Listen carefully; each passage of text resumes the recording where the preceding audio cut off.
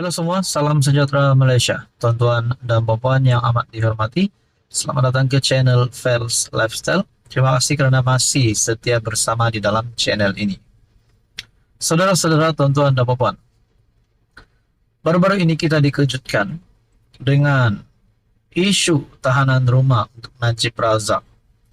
Kita dikejutkan juga dengan kenyataan peguam, rumah Najib boleh jadi penjara. Bahkan baru-baru ini juga Badan Peguam Malaysia di dalam artikel menyatakan bahawa ingin mengetepikan pengampunan yang diterima oleh Najib Razak. Nah, saudara-saudara, berkaitan dengan ini, saya menyedari sesuatu perkara di mana siapapun pihak yang bersalah perlu dikenakan tindakan undang-undang. Nah, kita bercakap tentang isu lain pula yang sama, yaitu berkaitan dengan penjara 12 tahun dikekalkan. Tapi bukan untuk Najib Razak. Seperti yang kita tahu, pengampunan Najib Razak 12 tahun penjara kepada 6 tahun dan denda RM 210 juta kepada RM 50 juta. Tapi yang kali ini pula, penjara 12 tahun kekal adalah untuk Siti Bainun.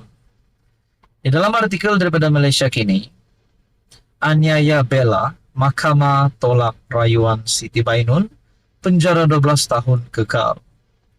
Mahkamah Tinggi hari ini bertarikh 2 Mei mengekalkan sabitan dan hukuman penjara 12 tahun terhadap pengasas rumah bonda Siti Bainun Razali kerana mengabai serta menganiaya seorang remaja perempuan sindrom Down dikenali sebagai Bella. Hakim Datuk Norin Badarudin membuat keputusan itu selepas menolak rayuan Siti Bainun 32 untuk mengetepikan sabitan dan hukuman yang diputuskan oleh Mahkamah Session di KL pada Mei 2023. Mahkamah mendapati tiada sebab untuk mahkamah ini mengusik dapatan Hakim Mahkamah Session. Oleh itu, sabitan dan hukuman perayu Siti Bainun adalah selamat dan dikekalkan. Rayuan perayu ditolak, kata Hakim. Pada 3 Mei 2023, Hakim Mahkamah Session Izralizam Sanusi menjatuhkan hukuman penjara 12 tahun terhadap Siti Bainun selepas mendapati dia bersalah atas 2 pertuduhan, mengabai dan menganiaya Bella 13 dan memerintahkannya menjalani hukuman penjara itu serta-merta selepas menolak permohonannya untuk menangguhkan hukuman. Wanita itu kemudian dihantar ke penjara Kajang untuk menjalani hukuman penjara. Nah, saudara-saudara yang amat dihormati, apa komen Anda berkaitan dengan isu ini? Sekian saja, teruskan bersama di dalam channel ini untuk info yang seterusnya. Halo semua, salam sejahtera Malaysia. Selamat datang ke channel Fels Lifestyle. Tuan-tuan dan puan yang amat dihormati, satu lagi isu hangat yang saya nak kongsikan kepada anda hari ini. Nah, saudara-saudara, kerajaan perpaduan yang dipimpin oleh PMX ataupun Perdana Menteri Datuk Seri Anwar Ibrahim sudah pasti tidak dapat dinafikan ada saja suara-suara katak ataupun suara-suara sumbang yang menghentam Anwar Ibrahim, yang mengecam dan mengkritik Anwar Ibrahim. Persoalannya, Anwar Ibrahim sebagai PMX, saya rasa beliau boleh menerima kritikan kalau itu membangun dan membina. Tetapi saudara-saudara, ini satu serangan kepada kerajaan yang bagi saya pasti mengejutkan. Boleh pula Menteri Besar Kedah Sanusi mengeluarkan kenyataan begini, bahawa ingin menukar kerajaan. Adakah Sanusi ini berminat nak jadi Perdana Menteri? Adakah sewaktu Perikatan Nasional jadi kerajaan dahulu, adakah semuanya dalam keadaan yang baik? Kenapa bila Anwar Ibrahim jadi Perdana Menteri, baru nak bersuara? Nah, saudara-saudara, menurut Sanusi, kerajaan lemah tak berpakat. Tiada grup WhatsApp, kata Sanusi.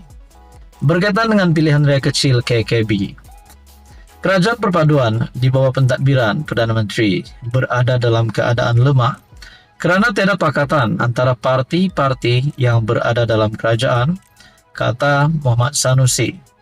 Katanya, kerajaan perlu memberi kuasa kepada pembangkang sekiranya tidak mampu menguruskan negara. Adakah di sini Muhammad Sanusi mahu bercita-cita untuk menjadi kerajaan sekali lagi, dan mungkinkah beliau mempunyai cita-cita untuk menjadi Perdana Menteri? Mungkin Sanusi mempunyai satu akal dan fikiran yang lebih baik daripada pemimpin kerajaan hari ini.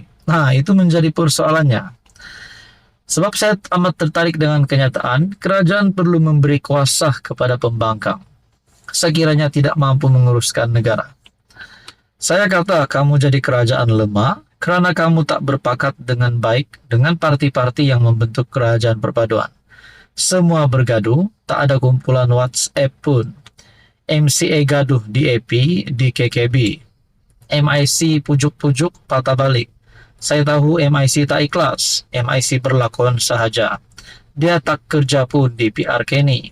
Dia ada kepentingan dan dia buat kenyataan, dia akan sokong di AP, di KKB. Tapi dia tak buat kerja. Betulkah? Itu menjadi persoalannya. Betulkah? Semua orang nampak dengan jelas Hang nak sembunyi mana.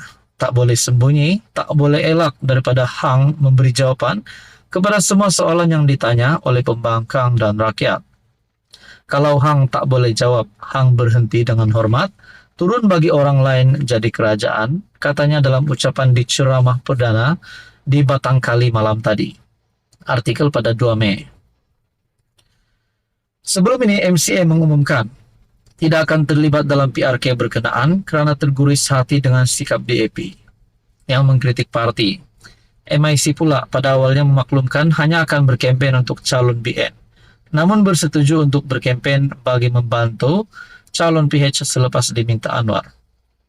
Mengulas lanjut, Sanusi mendakwa kerajaan hari ini tidak ada petunjuk untuk menyelesaikan isu-isu yang dihadapi rakyat sehingga menggunakan undang-undang untuk menuduh pihak yang mengkritik kerajaan.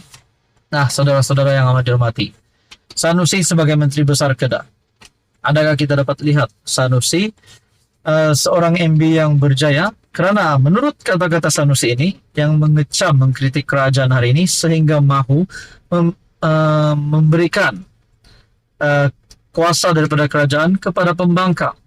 Itu adalah satu perkara yang tidak relevan, saya rasa. Saudara-saudara, apa komen Anda berkaitan dengan isu ini? Saya rasa selepas ini pasti lebih ramai yang akan kecam kenyataan Sanusi ini. Sekian saja, teruskan bersama di dalam channel ini.